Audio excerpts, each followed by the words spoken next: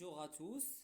Dans cette vidéo, on va continuer la correction des exercices de la leçon poids et masse pour les élèves de la troisième année collégiale. Et notre exercice aujourd'hui, c'est l'exercice 17 de la page 118 qui s'intitule Distinguer masse et poids, c'est-à-dire connaître la différence entre la masse et le poids. Alors, je lis l'exercice attentivement.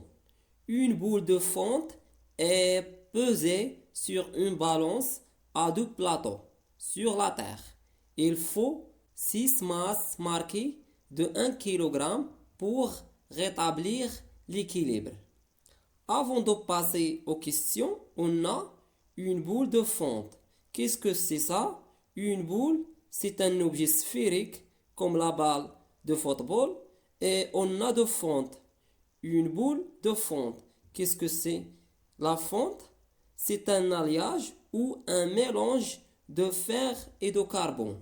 Cette boule de fonte est pesée sur une balance ou à l'aide d'une balance à deux plateaux. Une balance à deux plateaux, c'est la balance de Roberval. Sur la Terre, on réalise cette expérience sur la planète Terre. Il faut 6 masses marquées de 1 kg pour rétablir l'équilibre. C'est-à-dire, il faut mettre 6 masses marquées, chaque masse marquée d'1 kg, sur le plateau pour rétablir l'équilibre. Ça veut dire pour rendre l'aiguille de la balance verticale. Entre parenthèses, les masses sur les deux plateaux sont égaux. Question 1.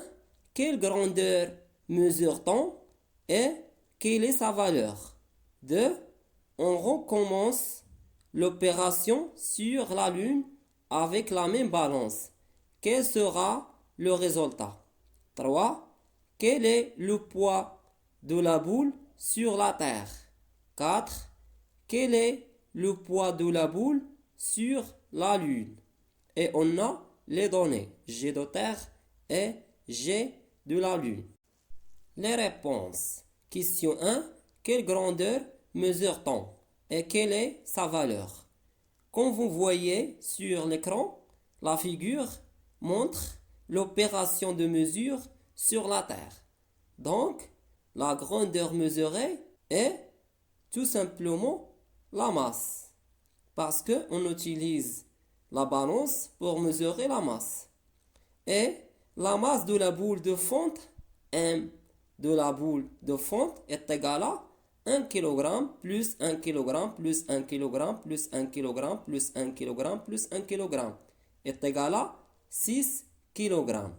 C'est la somme de toutes les masses marquées qui se trouvent sur le plateau de la balance. 2. On recommence l'opération sur la Lune avec la même balance. Quel sera le résultat? On recommence, ça veut dire on répète l'opération, mais cette fois sur la Lune, avec la même balance qu'on a utilisée sur Terre.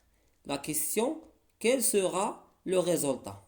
Alors, c'est on répète la même opération, la mesure de la masse de la boule de fonte sur la Lune, on obtient le même résultat.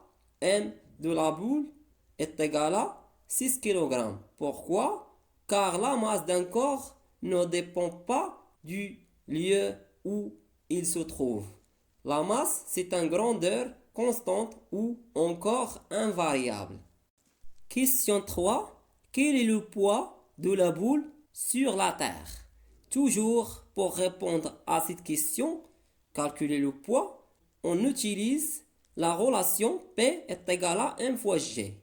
Avec les valeurs de M et de G, elle doit être connue. Donc, on a P est égal à M fois G et on a M, la masse, est égale à 6 kg et G de terre est égal à 9,8 newtons par kilogramme.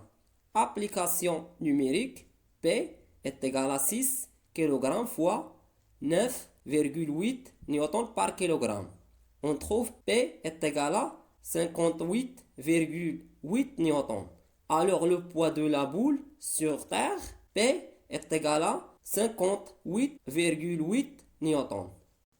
Question 4. Quel est le poids de la boule sur la Lune? Comme la question 3, mais cette fois, on va calculer le poids sur la Lune. Donc, on va utiliser la relation P est égal à M fois G. Et on a M et on a G de la Lune qui est égal à 1,6 newton par kilogramme. Et on effectue l'application numérique. P est égal à 6 kg car la masse ne change pas. C'est une grandeur constante fois 1,6 newton par kilogramme. On trouve P est égal à 9,6 newton. Alors, le poids de la boule sur la Lune, P est égal à 9,6 newton. Et finalement, je vous remercie de votre attention et à bientôt.